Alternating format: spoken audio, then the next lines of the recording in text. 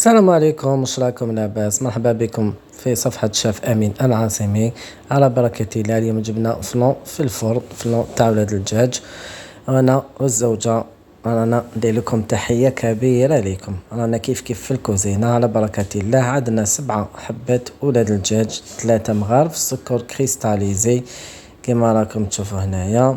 هنا درنا هاد الوصفة باش اللي ما تنجح لهمش ما نديروش غير ولاد الدجاج وحده، راح نزيدو معاه باكي فلون فاني باش الفلون تاعكم يبقى حاكم روحو وينجح لكم 100% وباذن الله. كما قال حكمنا السكر ولاد الدجاج، باكي تاع الفلون، ليكستري تاع لا فاني ولا تحبوا تاع التشينا. نبداو نخدمو مليح بالباتور.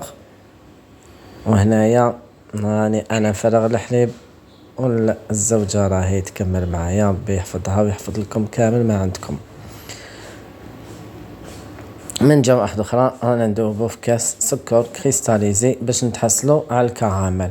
الكراميل كما تحصلنا عليها كما راكم تشوفوا. هاي ليك نديروها في المول اللي تحبوه ولا المول اللي متوفر عندكم في المنزل.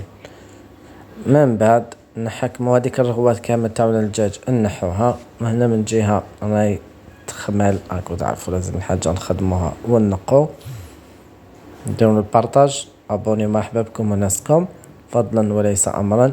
مازال نوعدوكم بعدة وصفات ان شاء الله على القناة تاع اليوتيوب، وان شاء الله ربي علينا فيها. هاي ليك من بعد نحكمو هكذا سنيوة تحديد ولا سنيوة تاع الفوق، نديرو فيها ان با ماغي ونحطو الفلون تاع الدجاج الثانية يطيب على درجة الحرارة 180 مدة 45 دقيقة. والنتيجة هاي لي كما راكم تشوفوا. الله يبارك، جا ما شاء الله. ما بقى لي غير نقول لكم جربوا الوصفة. تحياتي لكم وين ما كنتم. آخر الكلام سلام.